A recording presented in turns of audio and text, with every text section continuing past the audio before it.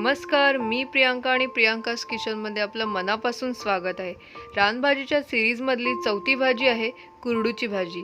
चला तर मग बघूया त्याचे फायदे आणि ती कशी बनवायची. हे बघा, ही एक रानभाजी आहे. या रानभाजीची मी तुम्हाला ओळख करून देते.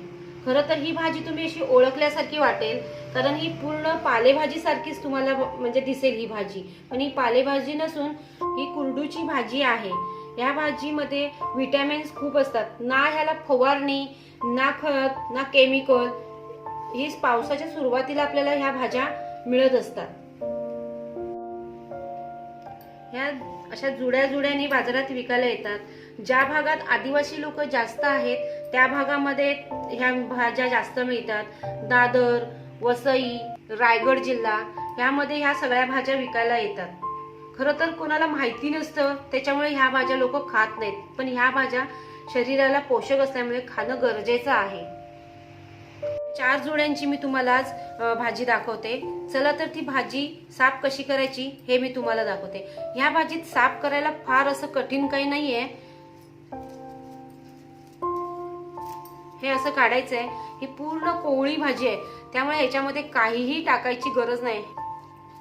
फक्त ही भाजी अशी झटकून घ्यायची. काय असेल तर त्याच्यामध्ये ते पडून जातं आणि भाजी एकदम कोवळी आहे. हे बघा, त्यामुळे पूर्ण देठही हा घेतला तरी तो चालेल. तर चला आपण आता ही सगळी भाजी साफ करून घेऊया. कुरडूच्या भाजीसाठी लागणारे साहित्य: कुरडूची भाजी, तेल, ओलं खोबरं, कांदा, हळद, हिंग, मुगाची डाळ, ओली मिरची, मीठ, लसूण. कुरडूची भाजी मी स्वच्छ धुवून घेतली 2 वेळा. ती चिरून ठेवली आहे. आता ती आपण करायला सुरुवात करूया. मी प्रथम लोखंडी तवा गॅसवर ठेवला आहे. लोखंडी तव्यात भाज्या केल्या की त्याचा शरीराला लोहही मिळतो. मी आता 2 ते 3 चमचे तेल टाकते. आपलं तेल तापलंय. मी त्याच्यामध्ये 7 ते 8 लसणाच्या पाकळ्या टाकते. त्या पालेभाजीला लसूण जरा जास्त घालावं म्हणजे चांगली टेस्ट येते. आता लसूण लाल झाले, आपण त्यामध्ये 1 चमचा हिंग टाकूया.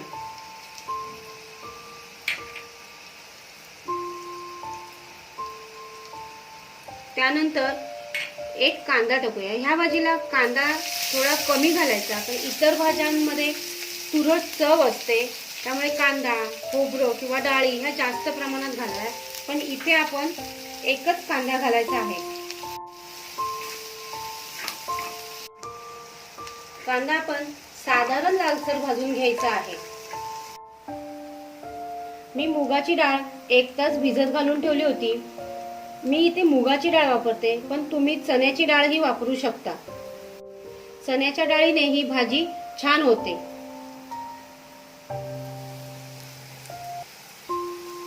कांदा आपला लालसर साधारण झाला आहे, त्यामध्ये मी मुगाची डाळ टाकते.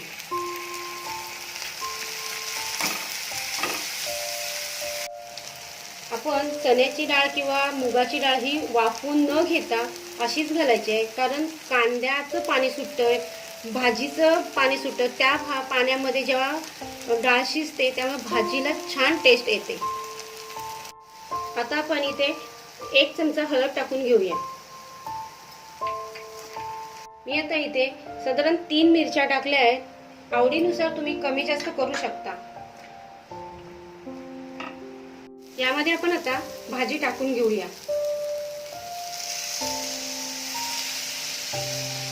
भाजी ही दिसायला तर भरपूर दिसेल, पण थोड्या वेळाने झाकण ठेवल्यानंतर ती आळते, त्यामुळे त्यामध्ये मीठ आधी घालायचं नाही. आता आपण त्यावर झाकण ठेवू. असं हे झाकण वर राहील. आळली भाजी की ते खाली जाईल.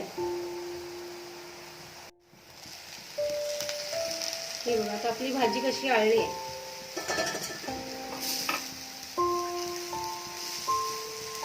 ही आपली भाजी आता शिजली आहे. त्यामध्ये मी 1 चमचा मीठ टाकते. मीठ हे आपल्या चवीनुसार.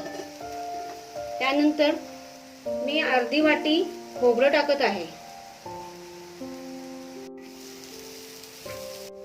ही आपली भाजी छान अशी शिजली. आता आहा, छान झाली आहे भाजी आपली. मित्रांनो, कुरडू या रानभाजीमध्ये खूप सारे जीवनसत्व असतात. कॅल्शियमचे प्रमाणसुद्धा अधिक असतं. त्यामुळे या भाजीचा आहारात आपण सगळ्यांनीच वापर केला पाहिजे. तर मग कशी वाटली आजची रेसिपी? या तुमच्या प्रतिक्रिया मला नक्की शेअर करा आणि माझ्या चॅनलला लाईक आणि सबस्क्राईब करायला विसरू नका आणि बेल आयकॉनला सुद्धा क्लिक करा.